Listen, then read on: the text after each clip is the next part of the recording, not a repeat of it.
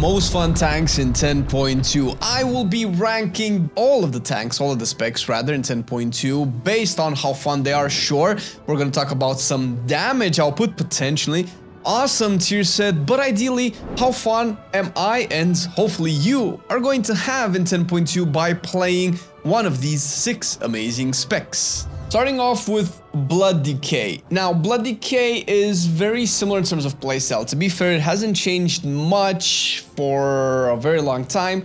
You won't have the tier set clearly to have those massive Vampiric Bloods back to back. However, you won't need that as much since you do receive some passive damage reduction consistently, which is pretty good. Not to mention that the tier set is really fun and interactive. It will still make you play the same way, which is maybe good for Blood Decay because that's really fun. I will put Blood Decay into A tier. It is good, and the only thing that kept Blood Decay from being A tier, because it was a little bit lower in 10.1, was the fact that it felt a little bit squishy. It's still, you know, not the tankiest tank, because that's the nature of the beast.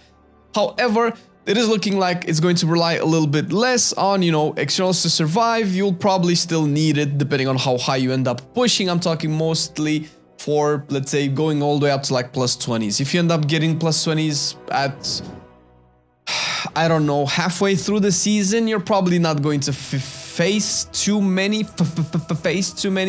Blood Decay issues, Blood Decay weaknesses, but you know, whenever you're tackling content higher than your gear level, you will feel a little bit weird. You will feel, regardless of the power, the damage, the numbers, the tuning, you will be slapped a little bit harder, so you kind of have to pay attention, which is kind of good for a tank.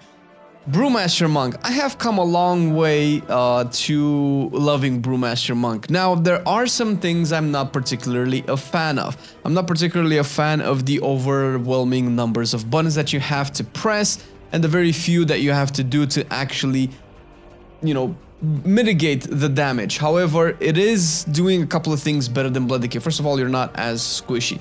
Second of all, you do have a lot of things going for it, and the playstyle is very diverse. It's very hard to get bored with Brewmaster, but at the same time, it is very easy to get overwhelmed by Brewmaster, which is not necessarily a bad thing. Hey, it's fun. I think it's probably the most complicated spec to play. I haven't played that much Arcane lately, but Brewmaster at the very least is much more of a piano spec, to quote Marcelian on this, than Outlaw and Enhancement, who have been named to be, you know, one of those, there's a lot of buttons that I need to press very quickly.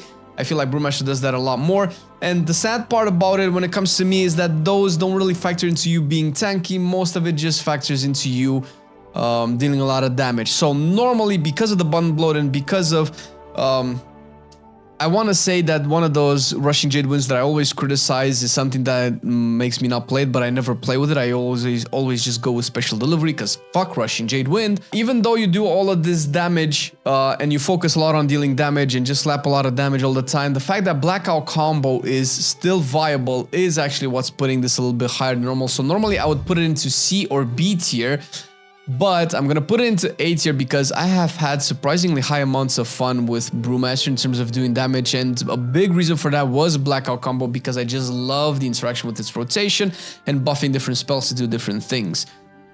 Guardian Druid, the meta boy, the king, the god tank in 10.1.7 is taking a major dip. To be fair, the tier set in its functionality has the potential to be more fun to play with than the prior one. More fun in the way that it could interact. However, the interaction, even after the buffs, is very minimal. I criticized this a bunch of times. The tier set is incredibly lackluster. It is interesting to build up a reflective shield, absorb, ignore pain type thing, but that kind of a design does not work unless it just does ridiculous numbers, because otherwise there's nothing for you to care for. And in terms of engaging with it and having fun, if the damage is not game breaking, but it has to be very high, otherwise you just it's just there. And when you have a tier set or a tier bonus that just says it's just there, that doesn't really scream fun. Not to mention that losing the current tier set just brings Bear back to how it was prior to the tier set, which was very underwhelming, let's say.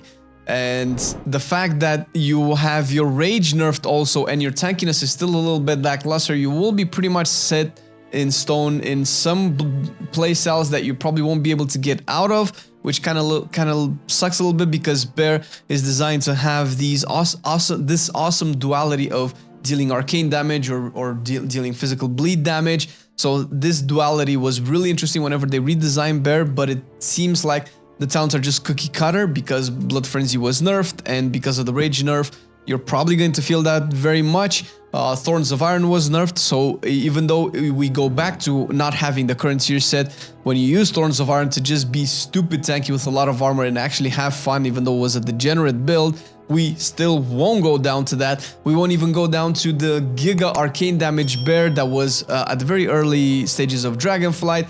So it feels like all of these cool things that maybe they're bad for the lifeline of Bear, but they were at least fun. None of them are going to be played in 10.2, and for that, that's a big miss for me with Bear. As it stands right now, I have to put Bear into D tier, and this pains me a lot because Bear was probably for me S tier just before it got the tier set, and was at least A tier now in 10.1.7. But it dips a lot because all I feel, and maybe a lot of people, you're still good, you're a good tank, but a lot of people might not feel this way, but you will feel the lack of tankiness and the lack of damage when compared to the top tanks whenever you're trying to push keys, and that was not fun for Bear, and you're not even having the cool things that Bear had alongside of those weaknesses anymore, so it feels like you're just having weaknesses right now. Hopefully the tier set will be buffed and Bear eventually brought back to, I hope, at least Blood Decay levels. Prot Paladin, dude, oh, I am so conflicted with this spec. This is really fun. I have to put Prot Paladin into S tier. Prot Paladin is probably right now, and I'm not gonna spoil the rest of the tier list, the most fun tank to play. It's probably the only real, close being the only real tank to play, in the sense that in the way that you deal damage, in the way that you take damage. You have a lot of cooldowns that are essentially impactful. You have a lot of damage that's very impactful. And now we go to the tier set. No, but I haven't heard a single Prot Paladin main be ecstatic about Consecration. I do not understand why Consecration needs to be a thing in the tier set. I understand it's a big part of your tankiness and that it's actually important for the spec, but it's not fun. I'm sorry, ground effects that make you stand still inside them have not been fun for Death Knights with Death and Decay for years. They're definitely not fun now for Prot Paladin, and they weren't fun for Red Paladin, which is why we had Consecrated Blade for Red Paladin, where you just bake your Consecration into Blade of Justice. Now, the problem with Consecration is that it does offer a lot of damage reduction for Prot Paladin, so you cannot really ignore it. And with the tier set, you're going to want to build up for those big Consecrations. As far as I understand it right now, there's a bug on the PTR, I think Dorky talked about it as well, where you just don't build up to that big Consecration because the buff is just consumed whenever you recast Consecration, which you're gonna have to do it anyway. But I think that Prot Paladin can be an S tier, and I am saying can be an S tier because it's not actually an S tier, it is a B tier, A tier rather. Because of the Consecration in the tier set, right? That is essentially what's keeping it from being S tier. Outside of that, it would be an amazing tank. It has an amazing toolkit, but the fact that I have to be in this glowy ground to not die, and if I move out of the glowing ground, I have to put the glowing ground down, and which would be fine as a concept and flavor for Prot Paladin, but I would lose the tier set bonus if I do that. That just does not feel like it's going to be fun at all. If they manage to just kind of like how they did it with Blood Decay, if they manage to break this condition of getting that Consecration bonus by just being in Consecration and just, okay, have that Consecration bonus trigger whenever that Consecration is cast, but have that buff stay with you even if you have to recast Consecration. So move the damage and the bonuses from the Consecration that activated the tier set buff to every future Consecration until the buff lasts, until it expires rather, and just have that condition broken apart. If they do that, Prot Paladin becomes an S tier tank for me.